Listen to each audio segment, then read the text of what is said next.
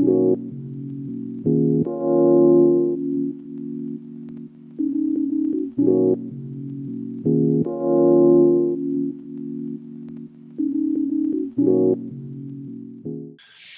hello, I'm Mark Manders. I'm an artist, and also together with Roger Willems and Mike Naxam,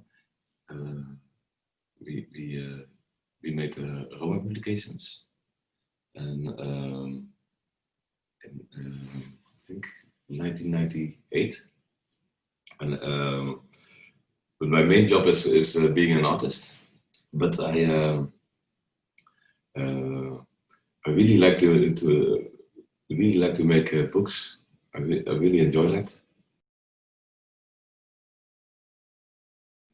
I was working on a book with Wigger Bierma in the Werkplaats Typografie in Arnhem, and it was a book for the São Paulo Biennale, and Wigger only could make his books like on paper. He never used a computer.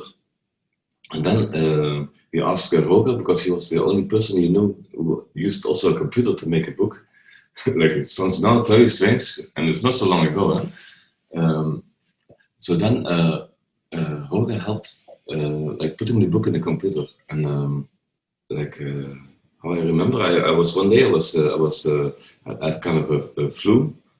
My studio was very cold. And then I called Roger, like I wasn't really sick, but not really well. And I called Roger, like maybe it's good to stay inside and let's try to make a book. And the goal was to make a very easy book, and it like very quick, and it took really a lot of time to finish it. And then we made another book, and another book. And also for somebody else, and for more people, and then we really started to realize that we were like a publisher, and we never thought about distributing, and then it became also a more interesting time, because at that time it was very expensive to print a book, because you really had to scan all the photographs, and it's very, very expensive. You have to make slides, and then it was the first time that you could buy a digital camera, and that you could do everything yourself. So suddenly it was like possible to, like just as two persons make a book without much money, and we got really good help from Johan Holterman from SSN printer nearby, and he was so good at helping us. He was very important at the start of our publication, and he's still very important. He's like a very good printer, and that was very important when we started. And then there was something with making books. It's like if you make a book, you really.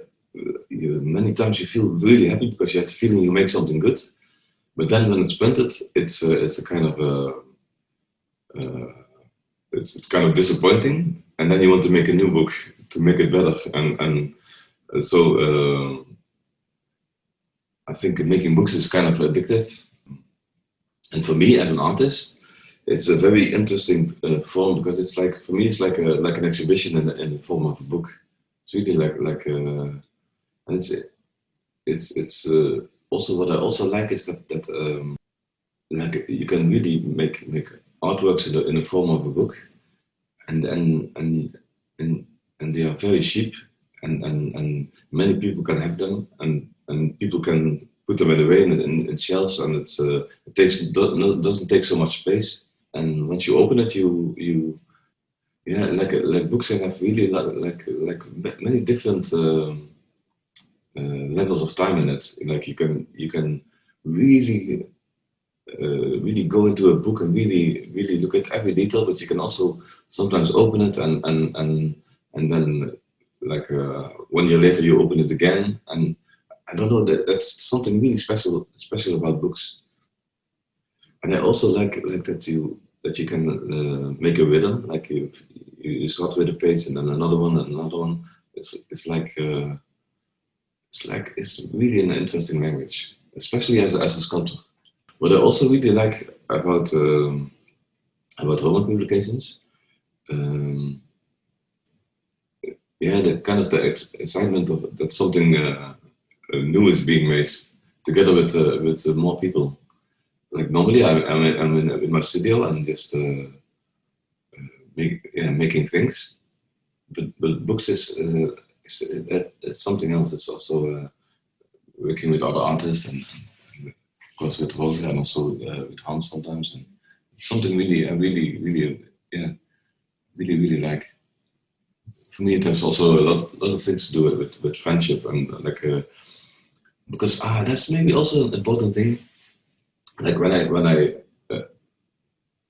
started working with Roger, I felt that making a book with a museum is very complicated and lots of it's just complicated. But if you make a book with a friend, it's like something. And not an institution, but really like something very close. It's just something fantastic. You can think more easily, and you can think. You can work on every time you want, and it's 100 times easier than working with a museum. Because the rules are you set your own rules, and if you just the night before printing you think I want to change something, you just do that, and you don't have to ask somebody, and you just do it, and it's just fantastic.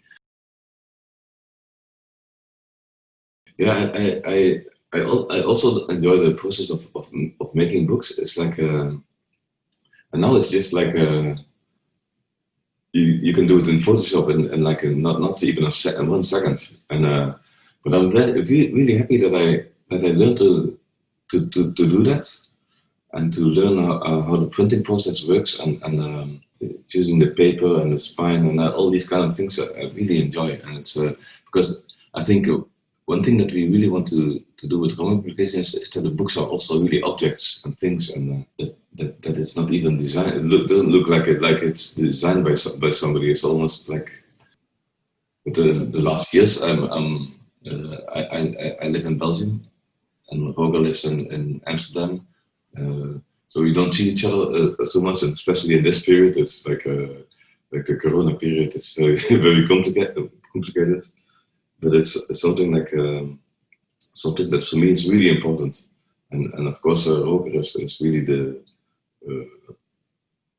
big man behind Roman publications, and there are many people around him that really enjoy what Roman publications is doing and helping as much as can. So some books are more like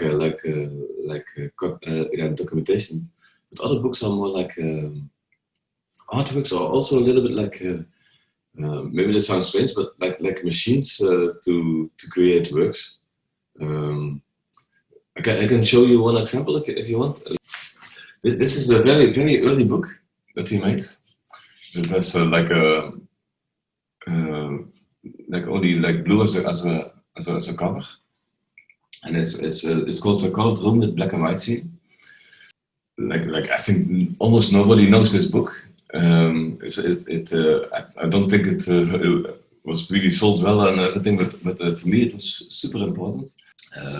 So the book starts with a list of words, like alphabetically. They're like words that I like, or like that I'm fascinated by, or that has something to do with my work. And then I made like sentences. So the first sentence is landscape with the sound of a flag, and it's a little bit like a short poem, but also horizons, all the sentences. And then for this is a place where my thoughts are frozen together. Like for example, like this one is called landscape with countries, and this one a landscape with rain. This just recently this became like a drawing, but it's like maybe 20 years later. So I made a room, and it's like a room with many objects, and with a certain order, but it's also chaos.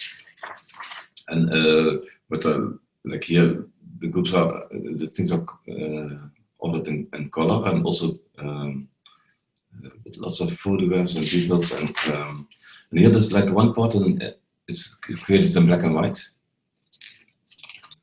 And for example, here is a book, and this book is like a fake book, and is based on the title by Darwin.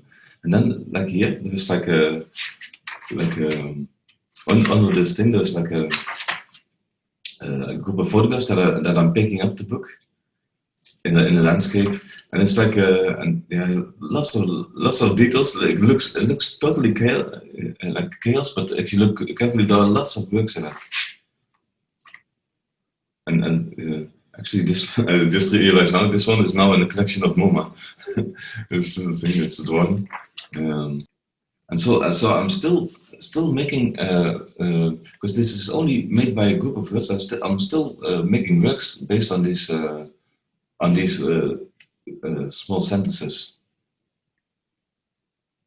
So this is maybe I don't know, as a book it's maybe not so interesting for other people, but for me it's very important. Like for me it's like a machine. It's like a because I'm very fascinated by language, and for me it's like really like interesting that if you pick a group of words, that you can build sentences from it, and you can also turn these sentences in three-dimensional works or poems, or you probably know it's a group of newspapers. It's designed by Hans Grammer.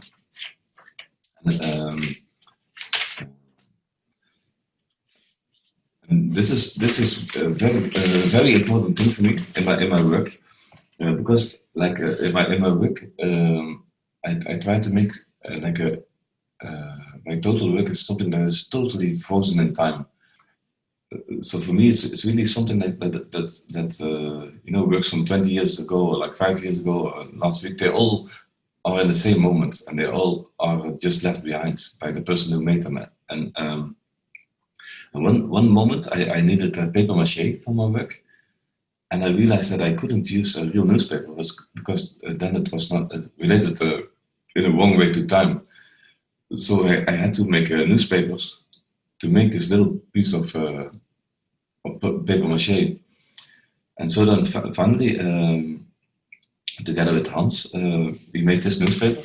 And so it's made of every existing English word. And then every English word is used only one time.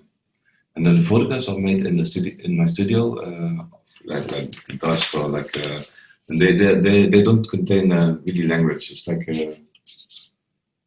and the words are totally random. Like what I really like is like this. This is the complete English language, and so now if I make an exhibition, I can pick a word, for example, table, and I can pick yellow, and I can pick a chair, clay, and in that way I can build exhibitions and like three-dimensional works. Like in the end, when I have to stop working,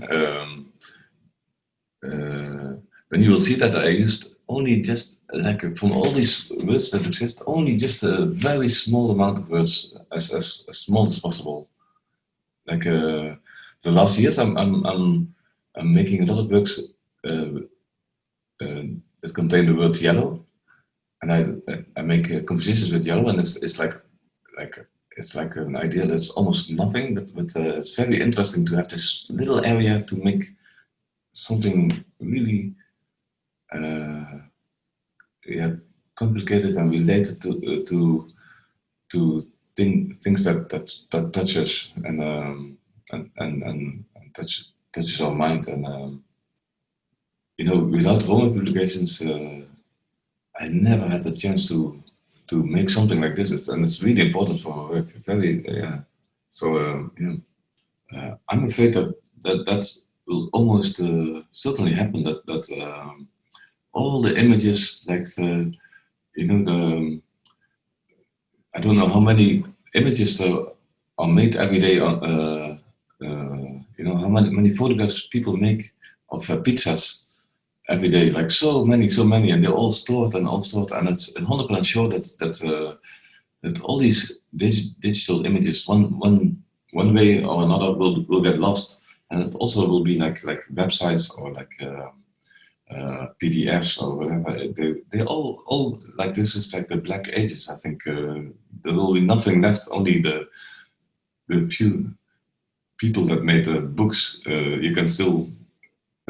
I think books are more important than we realize, because I think, but maybe I'm wrong. I hope I'm wrong, but I think the internet is very fragile, and also computers are also fragile. I also. But one thing for sure, if you make a book and it's distributed to 2,000 homes, you're pretty sure that one of them will survive.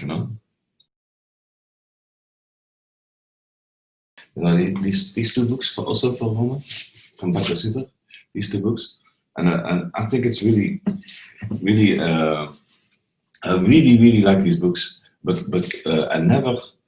You never can have them, because it's so much. It's so much, and it's so rich of associations, and you never can.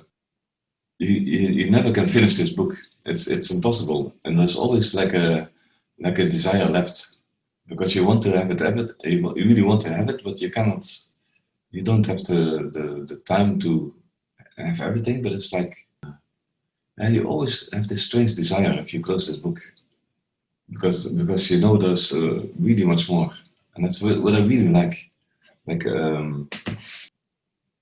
one book has for me the same feeling as the book as Batya. It's a book that I never really can understand and reach and have. It's like it's this book. It's a book by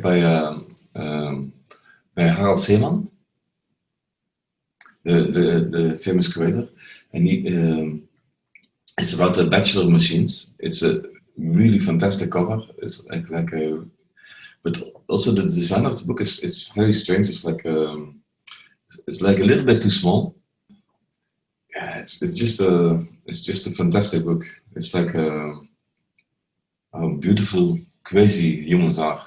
It's a very, very strange book. It's like a really a terrible book, and it has something similar with that book. There are also machines, but then the terrible thing is that these machines in this book are not fiction. They're really made by humans. Also, the other things are made by humans, but also used by humans. They're like torturing machines, and it's like it's so terrible that these things are made and are thought of, and it's just a very strange book. But it's just a fact that humans made this. It's so terrible. But I like books of one subject, and it's like it's a bit strange to pick this book, maybe, but it's like this is just this shows us something about humans, and we as humans make these things. Well, I don't feel so responsible for these things, because but it's like it shows us something about our brains, and about it's like it doesn't make you very hopeful about humans, but yes, you learn something from humans, and you learn something from how our mind works. What I also like about I really like if books are like not really when they are designed but not really designed. You know, this is like it's so simple. The design is like it's not. You know, it's really it's only made. You know, it's like not really. And it's also the same thing with this book. It's like the structure of the book is very very simple and very, and that's something I really like. Like that it's not really designed, but really like. That you try to find the best way to put that information like in the best form without being visible as a designer. I think that's something really important. I think that you as a designer also in a way invisible as possible. That in the end you don't even realize that somebody designed it. You know, it's like really the perfect form of a book, and you don't think about how it is. Yeah, I don't know. I think that's really something that we as home applications really is a kind of a goal. I think to make it as pure as possible.